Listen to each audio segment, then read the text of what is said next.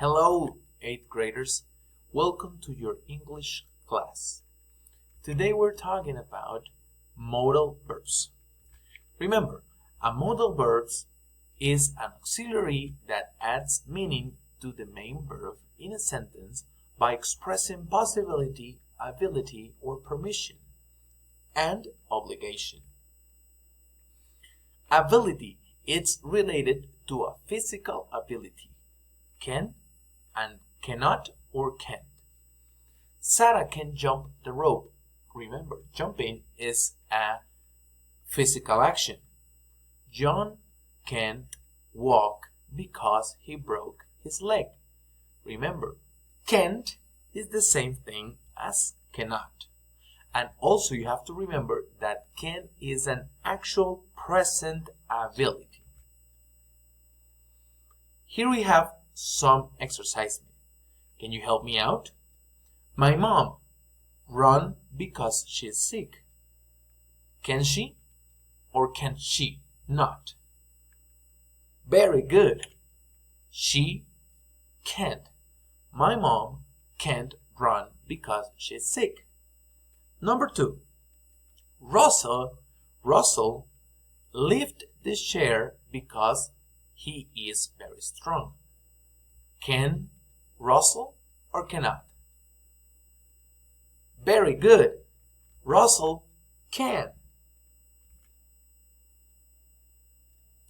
Now, a simple present or the simple present tense.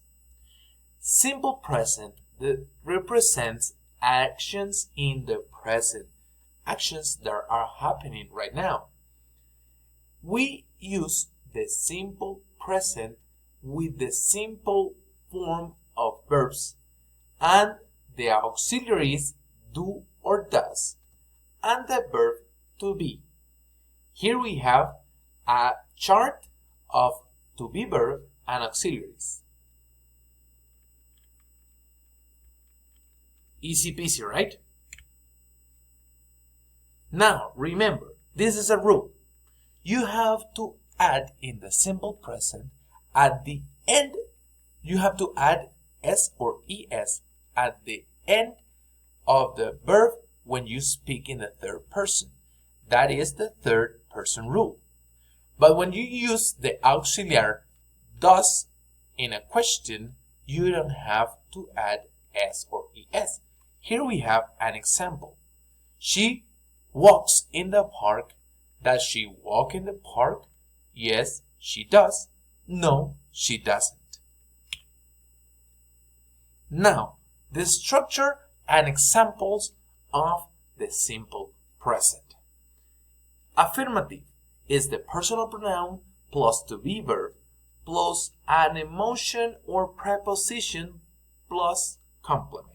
Example, I am in the stadium. She is sad because of the decision. Negative statement, personal pronoun plus to be verb plus not plus emotion or preposition plus the complement. I am not in the stadium. She is not sad because of the decision.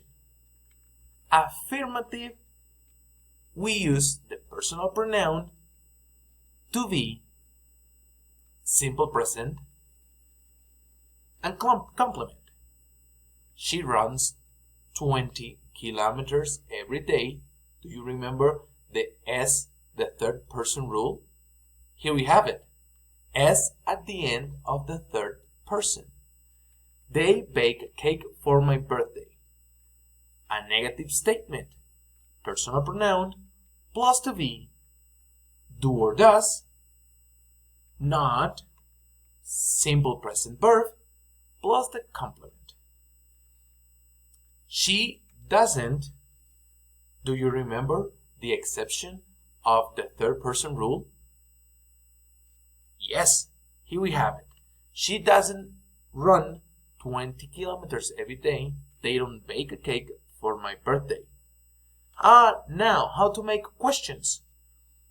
To be plus the personal pronoun plus the emotional preposition plus the complement and the question mark. Are you in the stadium?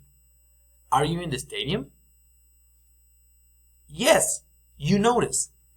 To make questions in simple present, the only thing that we have to do is to switch positions between, in this case, between the to be verb and the personal pronoun. And how do we answer? Yes, I am. No, I'm not. Is she sad for the decision?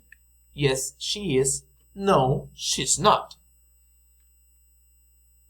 How to make questions when we use auxiliaries? Do or does plus the personal pronoun, the to be verb, the simple present verb, the complement, and remember, the question mark at the end. Does she run 20 kilometers every day? Do they bake a cake for my birthday? Yes, she does. No, she doesn't. I hope you don't have any doubts. If you have, feel free to ask. Please stay home and stay safe. We are Harriet.